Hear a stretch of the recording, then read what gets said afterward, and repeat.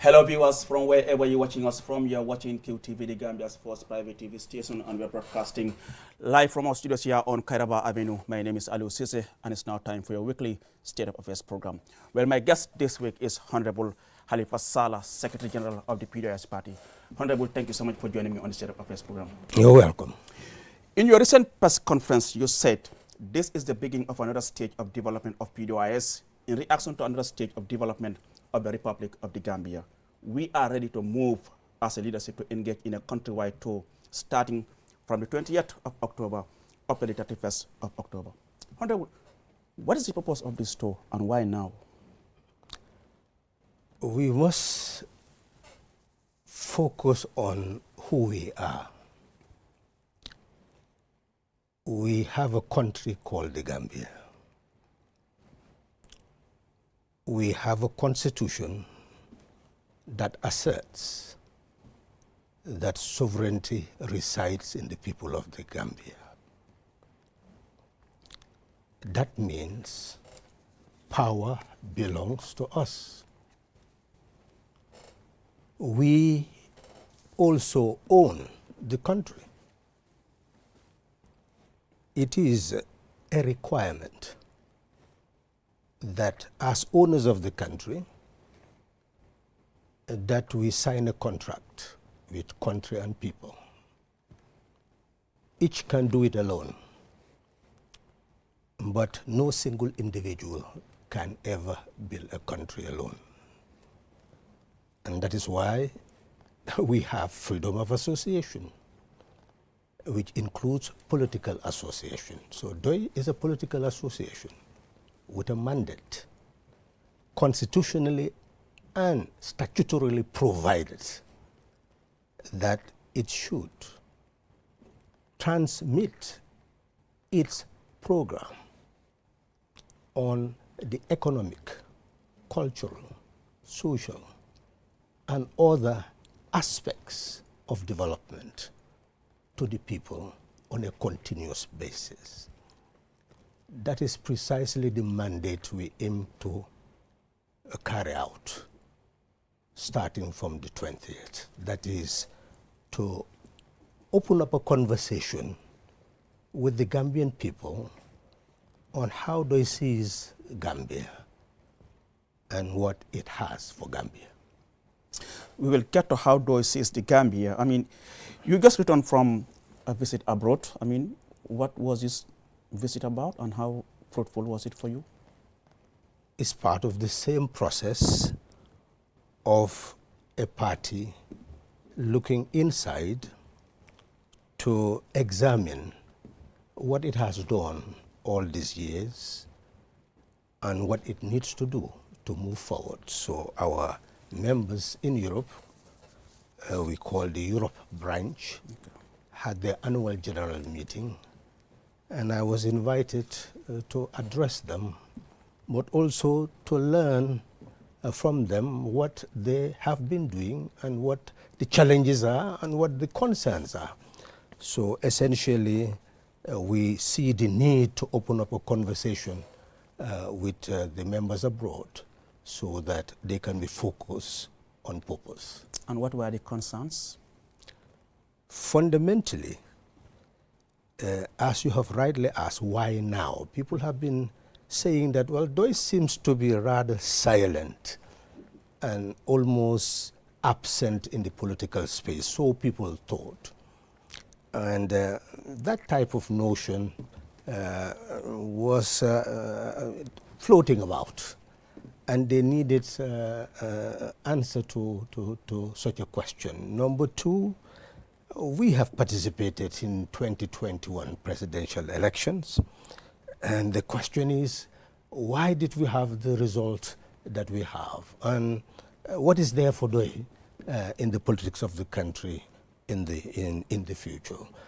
Essentially then, the engagement was to look at DOI as a party, where it is and where it needs to go, and at the same time look at the country as citizens of the country with a political association aiming to serve the country, to know where the country is and where it needs to go from henceforth. And obviously, that conversation was initiated and prosecuted to its fullest. In 2021, you said you had retired from political representation. What did you mean, and do you still stand by the decision? Well, sometimes people do not focus on what is being said and why it is being said.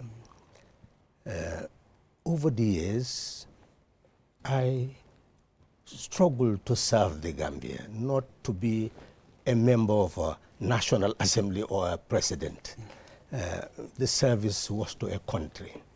And as you can see in the earlier phases, well, it is CDA who used to stand as presidential candidate. So these issues of candidature and being National Assembly president, I have the ability to be able to accompany the coalition in that National Assembly, because we will be dealing with very serious matters, matters of constitution building, legislative reform of all sorts, and especially oversight. So I was prepared to be there for another 5 years to carry out that purpose. And therefore, when all the objectives of the coalition were actually put aside, well, I served as a member to the best of my ability, knowing full well that I would not want to go back to that National Assembly just to be a National Assembly member, because our objective was to change a country.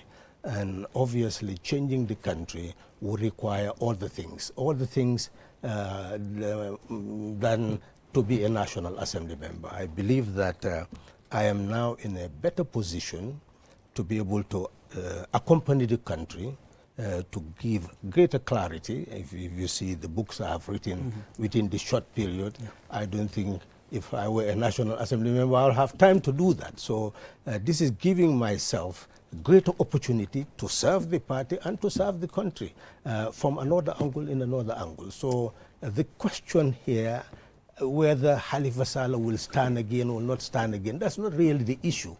And we've told the members abroad that they should not be talking about that, because that is immaterial to what we are. Because what is important now is for people to recognize, and it should have always been recognized, that Doi is a leadership, it's not a personality. And Halifa Sallah will always be part of that leadership. But now the question is, do you still stand by that decision that 2021, you had retired from, political Nobody said representation? retirement. I think you are the people who talk about retirement. Okay. What I've talked about is standing for elective positions. Okay. And elective positions, positions in general, do not negate the participation of a person in building a country. Okay.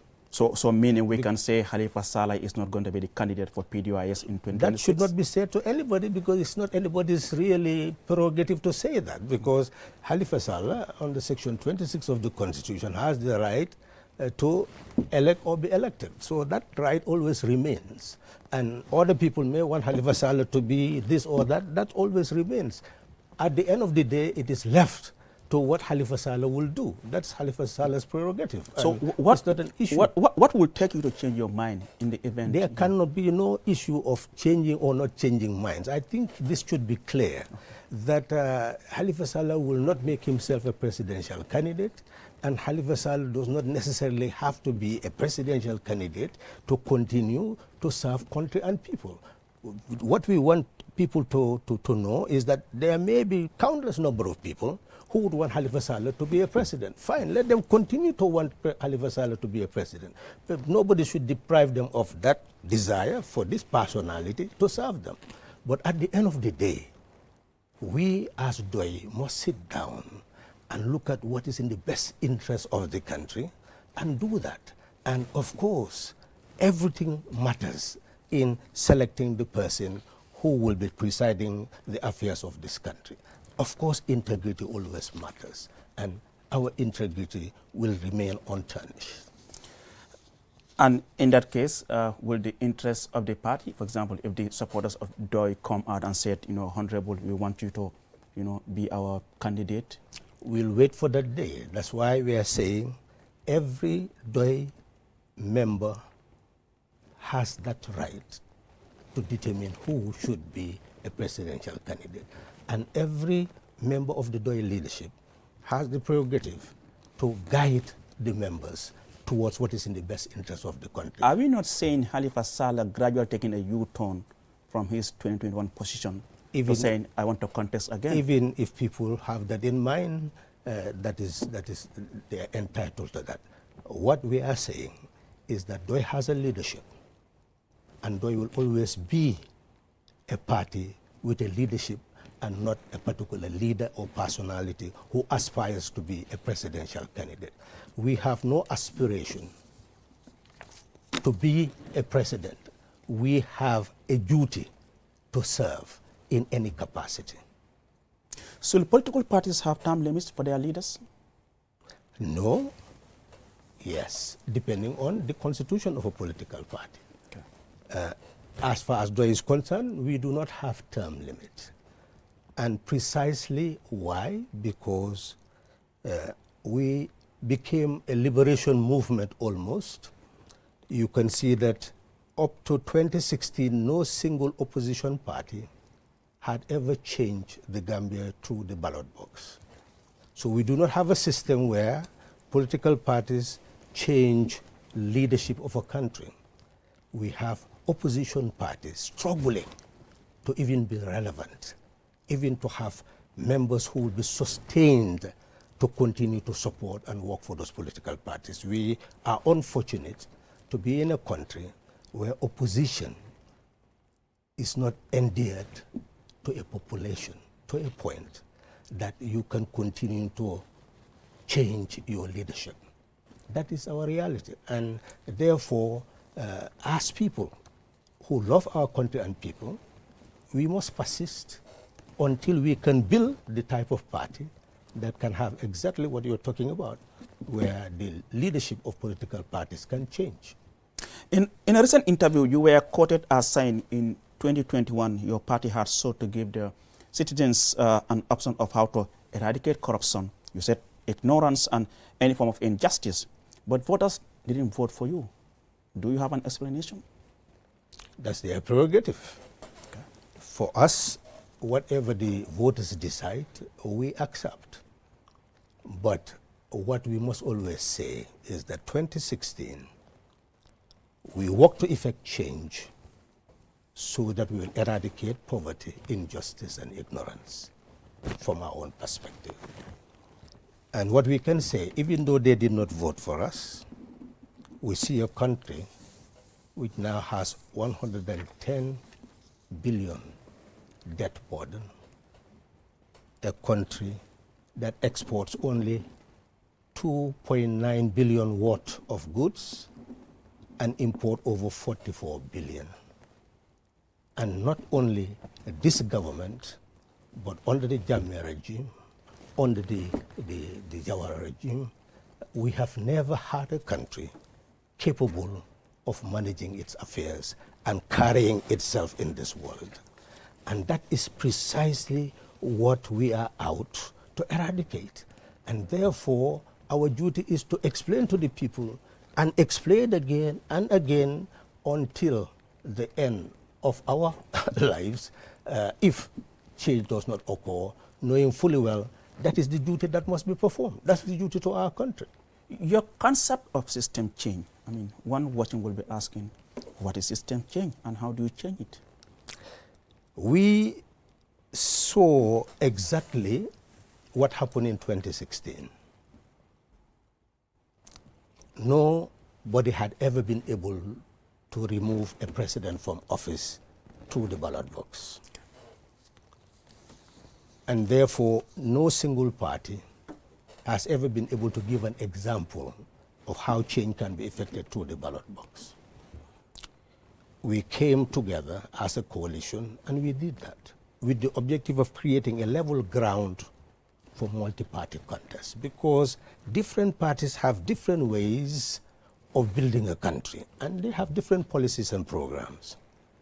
So coming together had to have minimum program of ensuring that we have a new constitution, new laws, new institutions, and new mindset to use your very media house, to educate the Gambian people to see that they own power, and that when they are selecting leaders, they must do so on the basis of their program. So for a system change is that if you change a government and you cannot feed yourself, just as that government could not create the conditions for Gambia to feed itself, then you are the same. There is only difference in appearance, but in reality, the system remains the system that is incapable of feeding a country. For us, what is system change?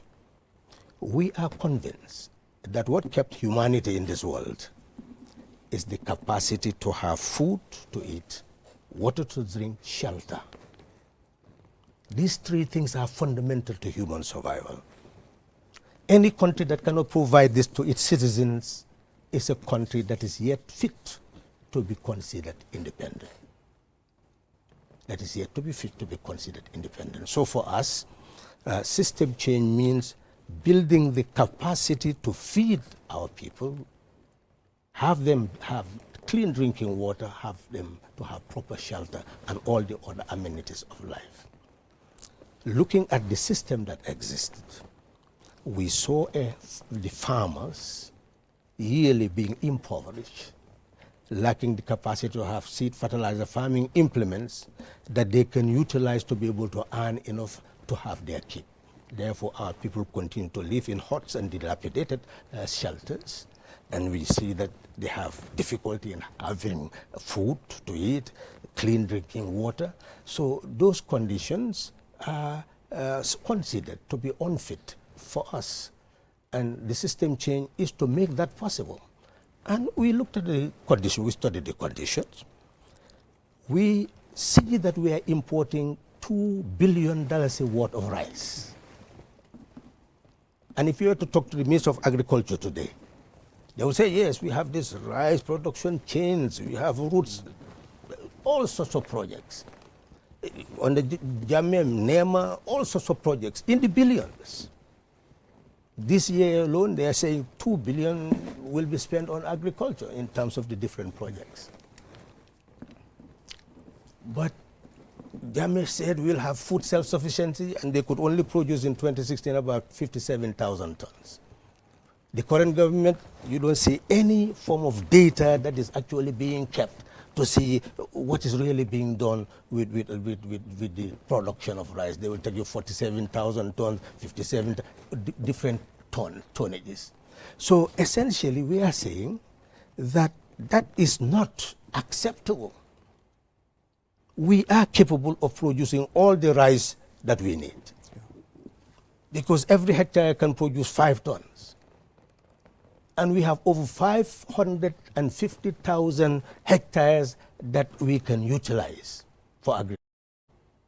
All you need to be able to import, to be able to produce 300,000 tons would be about 60,000 hectares, and you'll be able to produce your food.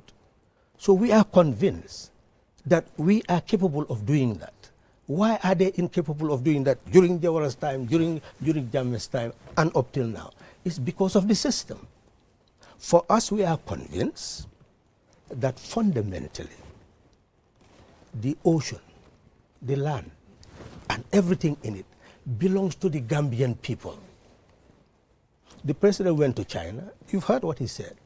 That is not for the public sector to engage in production. It's for the private sector to be able to do that. The public sector is just to facilitate. This is the mentality. And talking about the wealth of the nation belonging to the people, I would like to know from you, what measures do you think should be taken to ensure that wealth is distributed fairly and that all Gambians benefit from these national resources? Well, it links to your question, what's the system? You're talking about the system. I'm explaining the system to you, and we'll see how wealth should be distributed. The president had said that for them is how to facilitate the private sector to actually be able to be the productive base of the economy.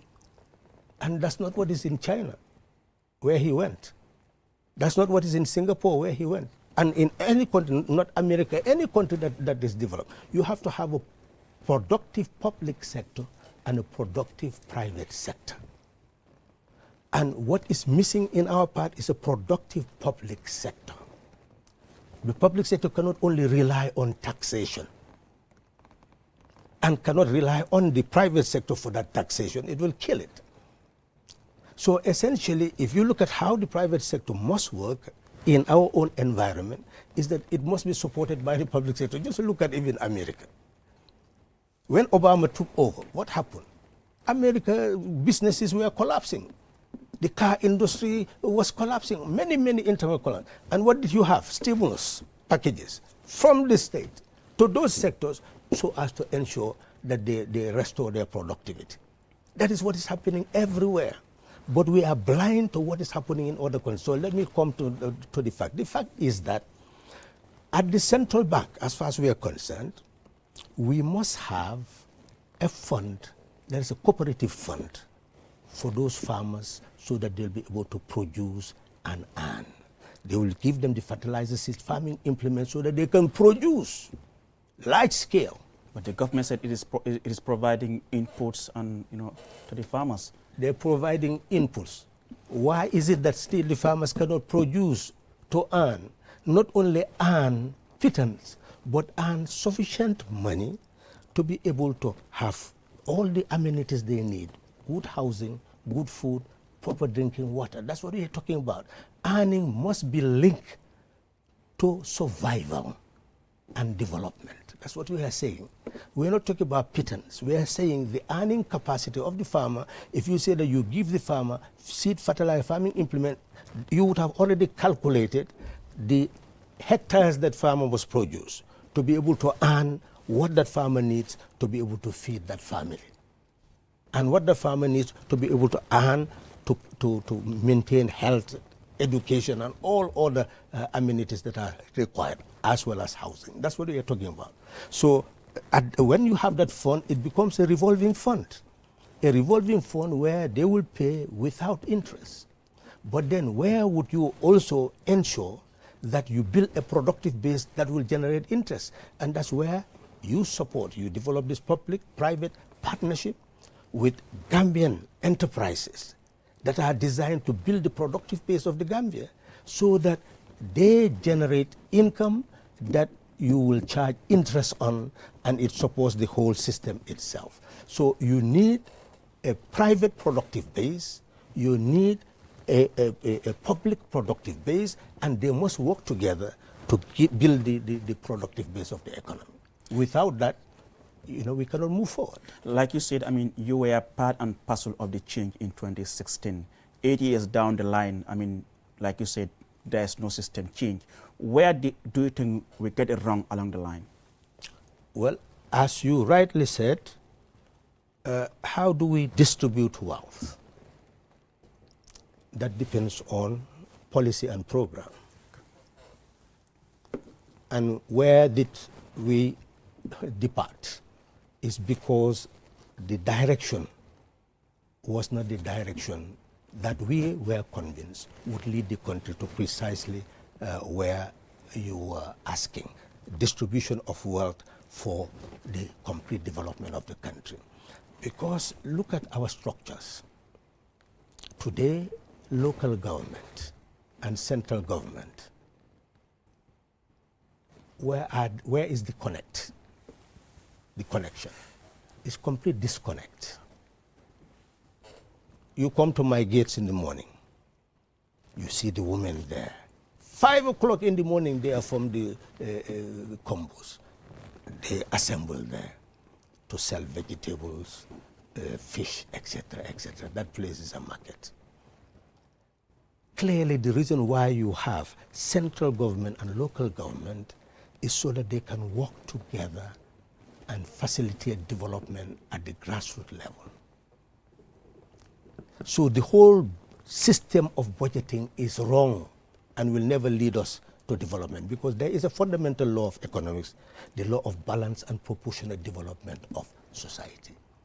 Because we are all entitled to the wealth of the nation.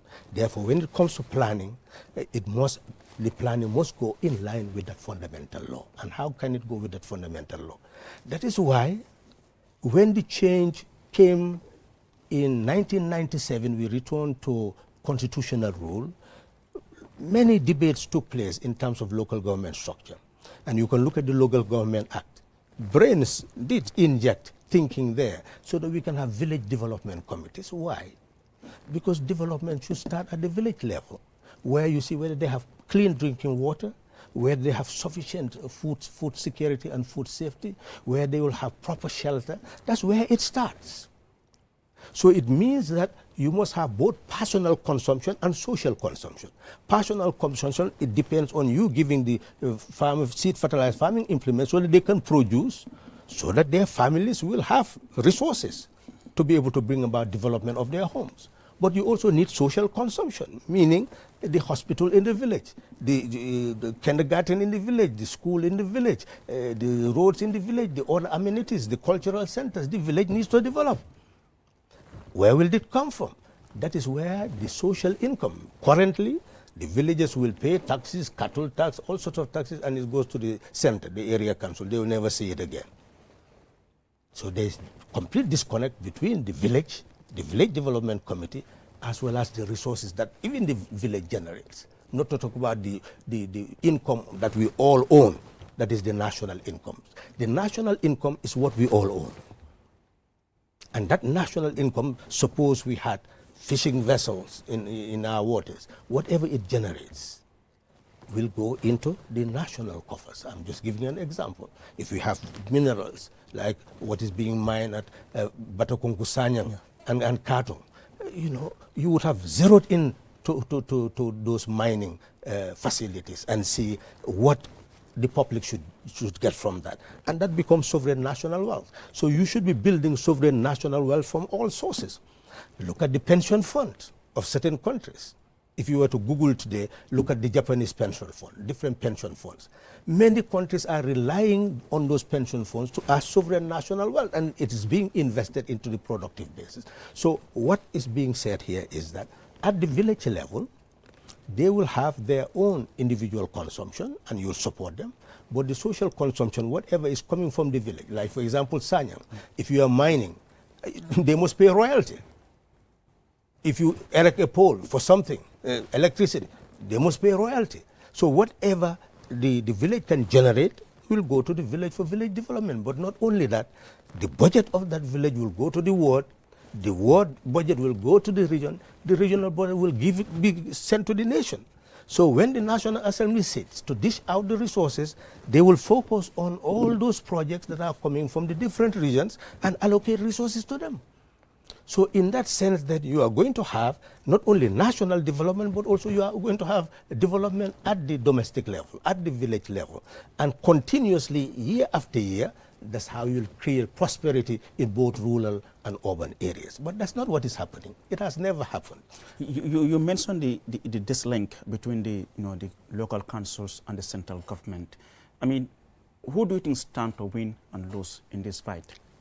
Well, as you said, it's fight for the system that exists. We are saying there should be no fight in the system that we talk about. In fact, there is harmony, because the local council will not be able to exist without the central government, without the sovereign wealth of the nation. So for us, the village will have its sovereign wealth fund, the ward will have its sovereign wealth fund, the region will have its sovereign wealth fund, but from this sovereign wealth fund of the nation, when it is being distributed, it goes back into those areas, the region, the ward, and the village.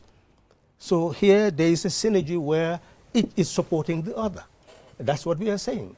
And when you have that system, you will have development, and you will eradicate this dichotomy between rural and urban. And therefore, you will see development happening in both rural and urban areas. You see, the fact that system was not established since independence is why you had the rural-urban drift. We have no industries in the urban area. So when people drift into the urban area, they get into the school system. Look at how many people are graduating from our school system. Almost 540,000 children every 12 years will come out of our school system, because that number is what we now have in our school system. Earlier on, you mentioned the issue of the debt. $110 billion.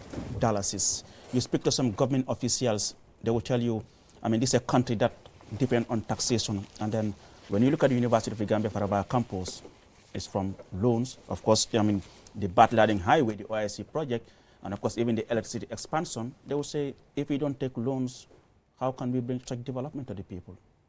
Do you think that's justifiable? Well, you know, our argument, our premise is diametrically opposed to each other. You see, the issue for them, that's what development means. If you were to ask Jawara's camp, and I hate to use his name, but know that even though he's passed away, he was the president of the country, and that's both an honor and also a duty. That's why it is mentioned. People should see it from a perspective. If you were to ask, he'll say, well, we built the Soma Highway, you know, all the way during my time, all the way to Basse. Jammeh will say, yes, we built the North Bank during my time. Barrow will say, yes, Hakalang, 86 kilometers, we built it, they left it. So everybody can come and say, we built this structure. But the reality is still what I'm saying. You cannot feed yourself. You are importing $44 billion worth of goods and exporting only 2.9. Having over 41 billion deficit. So the issue is, what can you say? What are you showing the people? That's the reality. So you've taken loans, yes. But what about the loans? That's not the issue. What's your program for development? The loans should go into a productive base, so that ultimately it will be able to generate income. Let's look at the examples. You build that bridge, and you remember the debate where they say they are going to recycle the bridge. Can you imagine, even the word is even an insult for a nation to build something and it's talk about recycling it. You see the type of terminologies they are putting in economics, recycling a bridge. You recycle what has expired in nature, and instead of throwing it away, you recycle it away so that you will not destroy your environment. But here you build a bridge which is sovereign wealth. And it should generate income, but it's also a service to your people. You do not want that service to come to a point where it should be user-friendly, meaning the cost of using it should not be increasing, it should be decreasing.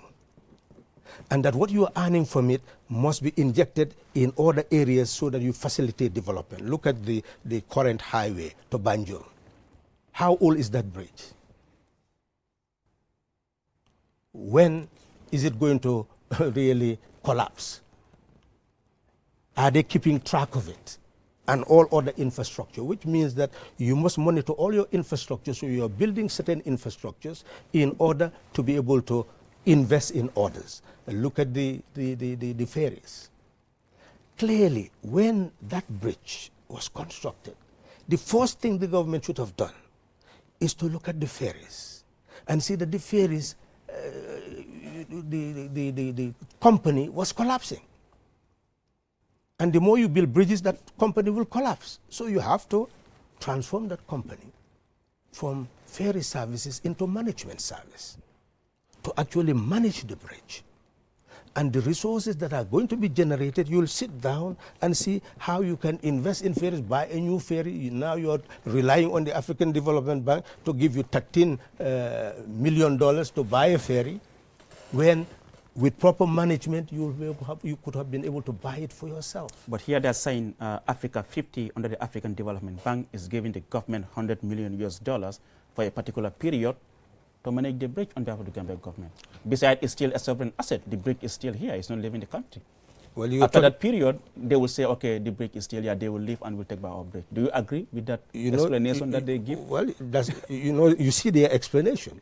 Now, can you imagine what it means if they see that the dollar, what the dollar is now? Yeah. 70, 71. Suppose it goes to 100. And everything you pay them must be in what? In dollars. In dollars. So is that the reason why the debt that we took from Jawara's time has now risen? Let's analyze. I'm just saying, Yeah. in economics, you look at the prospects. Before you make decisions, you look at the prospects. The situation we have, the economy we have, they are saying they are taking more, and somebody gives you, you take and you invest it in something, but you don't have a productive base to be able to generate resources.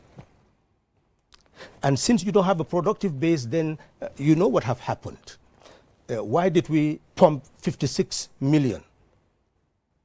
The central bank pumped 56 million. Why? Well, it had to pump that money because that's what it needs to ensure that imports come into this country. And that is our relation with the IMF. Because our earnings from imports cannot give us the foreign exchange to buy the goods that we need outside continuously, we must depend on balance of payment support to be able to bring goods into the country. Once we don't have that balance of payment support, you will not see any goods in this country. And let's move on to something very... Well, why don't you allow me to just finish this particular topic? Yes, all right. I am saying, therefore, when you say you recycle, you give your sovereign asset to this company, you've lost your own productivity. You've taken your money, you do whatever you want with it, and now you have lost that for that period.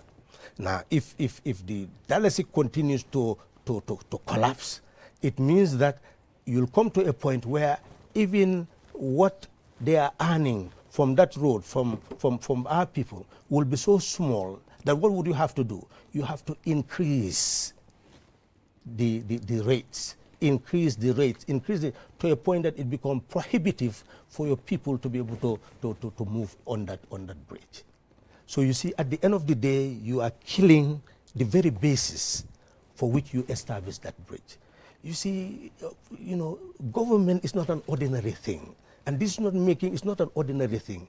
You have to look at all factors. Social science is about facts and factors. You don't do just this fact. You have to look at all the factors before you come to a decision. So I'm simply telling you that the way they are running the economy will not be able to help us to bring about development. All you have is development, yes, bridges there, roads there, and you can see it visibly. They are good, but they are not sustainable. They are not sustainable. That's Honorable Halifa Saleh, Secretary General of the PDIS party. Well, viewers, you're watching QTV State of Affairs. We'll go with a short break, and when we return, discussion continues. Do stay tuned. Affordability. Capture life's precious moments with stunning clarity thanks to our high-resolution cameras. Enjoy uninterrupted performance with a fast processor and a long-lasting battery that keeps up with your day. The Q-Smart offers a 5.9-inch immersive display, powerful performance, and an all-day battery life, all for just $3,400. Plus get an incredible bundle of 15 gigabytes of data, 120 minutes of talk time, and 300 SMS absolutely free. Upgrade to the Q-Smart Plus featuring a faster processor and extended battery life and a larger 6.5-inch screen for just $4,000. With it, you receive a massive 30 gigabytes of data, 300 SMS and 120 minutes of talk time completely free. All bundles are spread across a 3-month period. Don't miss out. Get your Q-Smart or Q-Smart Plus from QCell today. Discover the best in quality and value right here in the Gambia. Available at all QCell customer care centers across the country. For more information, call 111. QCell Senior Boss. We innovate, others follow.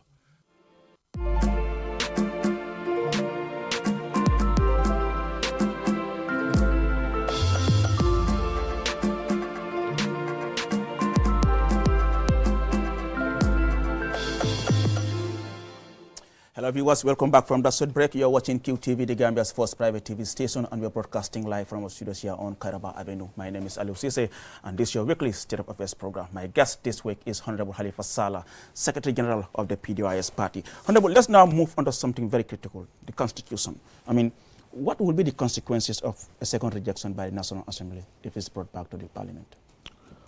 Well, if you look at it properly, in 1965,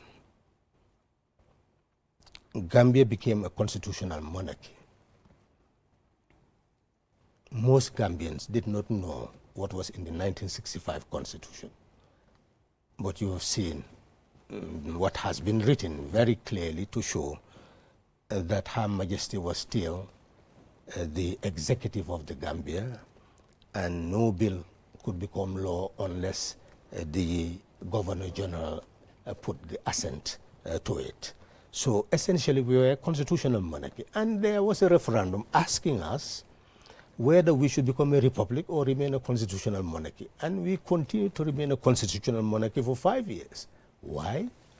Because there was no conversation among the Gambian people to reach a consensus. Constitution is about how we are to be governed. We are deciding how we want to be governed. It's easy to build up consensus on that if we do not politicize it on a partisan basis. So here what we needed at that time was that conversation among our citizenry to understand what the referendum question was. In this book, Nurturing Sovereign Citizens, I've shown the different attempts to build constitutions and the shortcomings that we had because of the lack of understanding that the constitution, a referendum is a lawmaking process by the citizens. So the citizens are the lawmakers, and they are the one to make the fundamental law. So just like National Assembly members should engage in a debate, citizens should engage in a debate.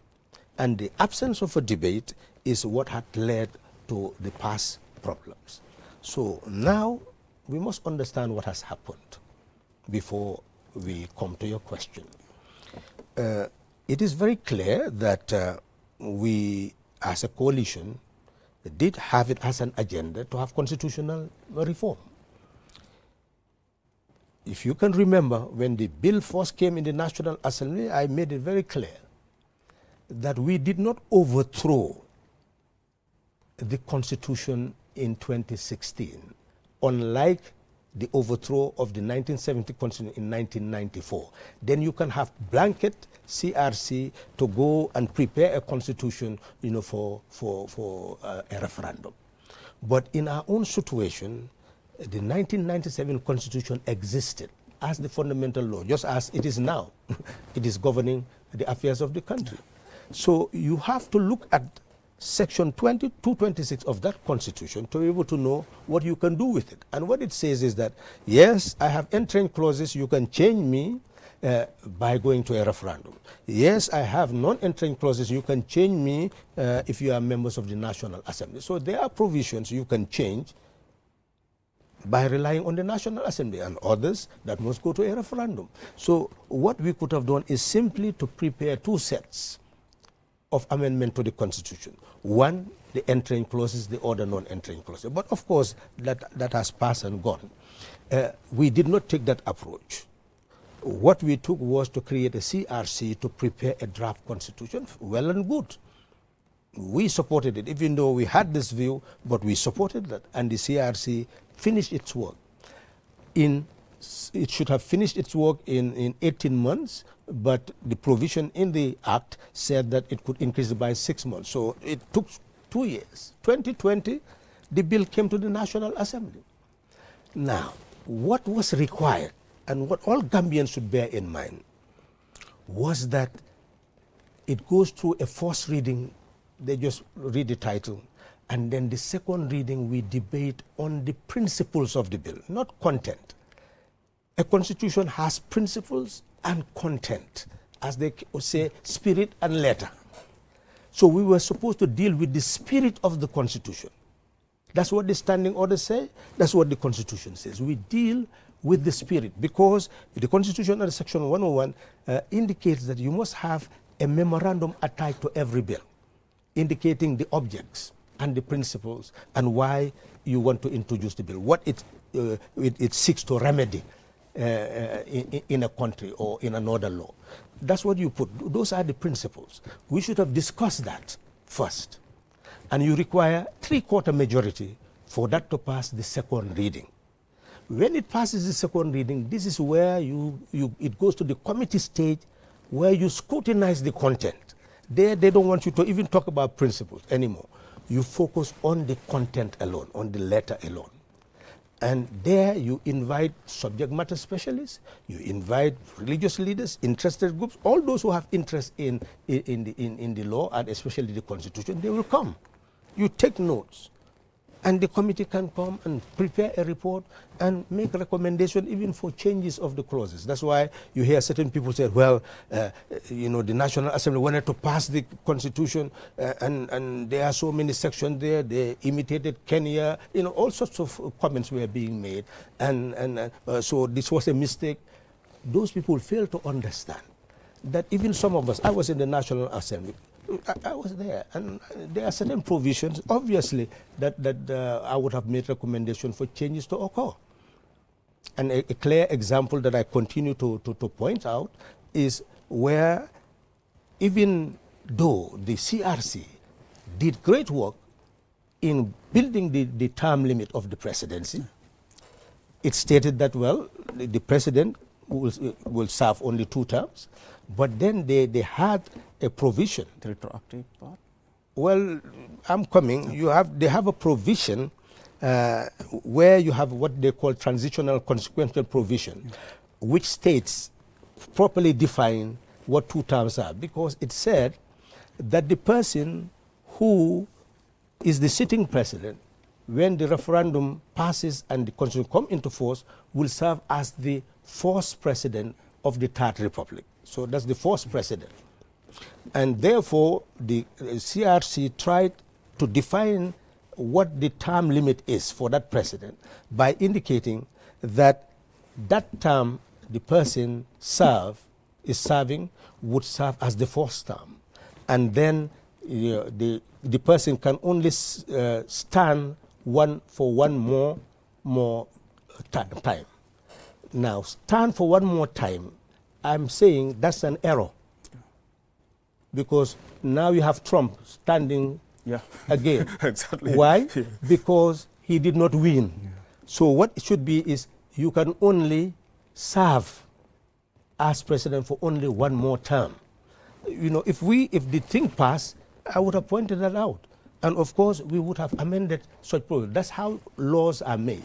And now, with all that now, moving forward, I mean, what do you think is the solution now? Yes, I'm saying... Because we're running out of time. I'm saying even the executive at that time should have supported the passing of the bill for the 2nd reading so that we can go to the committee stage. And if it had concern about retroactivity and all this, we could have debated on all that and take decisions on that.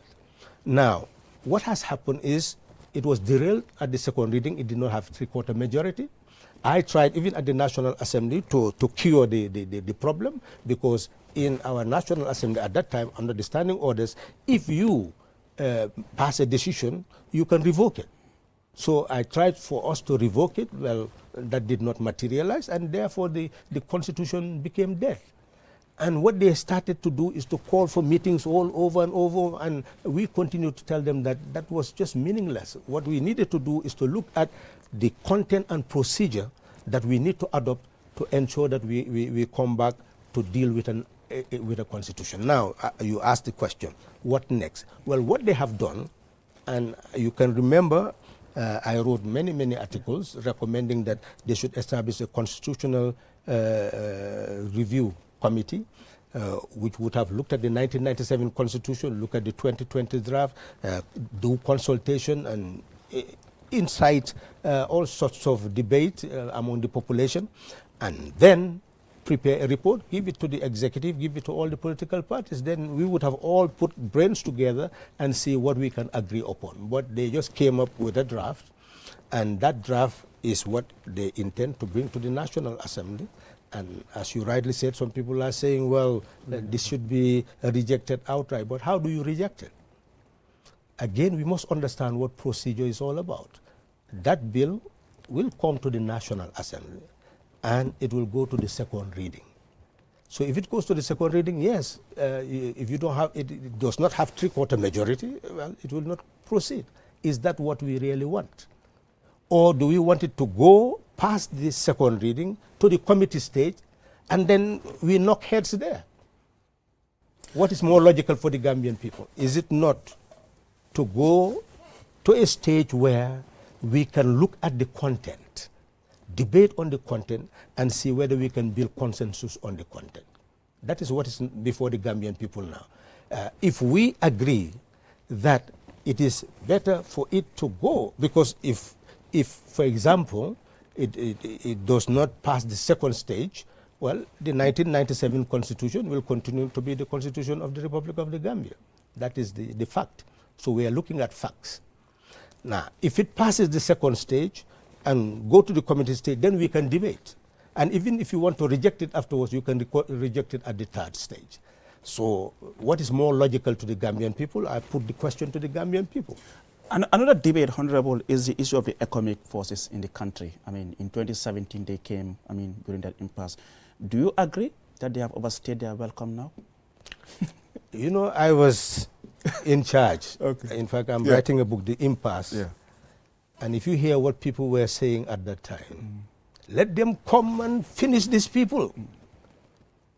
People were up shouting that the economic forces should enter. In fact, it was a serious situation. Big decision to be made as to how they will enter the Gambia, because some of us knew what happened in 1981. So you can see the intervention forces and the massive death that occurred. Obviously, we wanted something better. We were in control. And the security forces internally were also under control. So I had to do a lot of communication with the president in Dakar for us to have the same mindset, to know that we did not have a security problem in the Gambia at that material time. What we had was a political issue that was already on the way to be solved, because a president cannot survive without a security apparatus, and Jammeh had already lost. You're telling me we're running out of time, but just so do you agree that? Yeah, I'm saying that what business do we have at this moment to talk about economic forces, non-economic forces, when the very Gambian people who are talking about that were the ones saying economic forces come to the Gambia at that material time. So if we feel secure now, and through 2021 we have every power to change a government and bring another government in place. That was not done. So the government that exists is saying, well, this is how I feel that I will be secure. You know, let's look at the democratic process. Your duty, if you oppose the policies of that government, is to select another government whose policies you agree with. If they headed this country, the sovereignty of our land is inviolable. We will not rely on security forces anywhere in the world to ensure security in our motherland. We will build our security forces, we will build our police forces, we will build our navy so that our waters will be under our control. Our navy will be transformed into an income generating force where they will have vessels that will be fishing vessels to support their naval forces and build it up.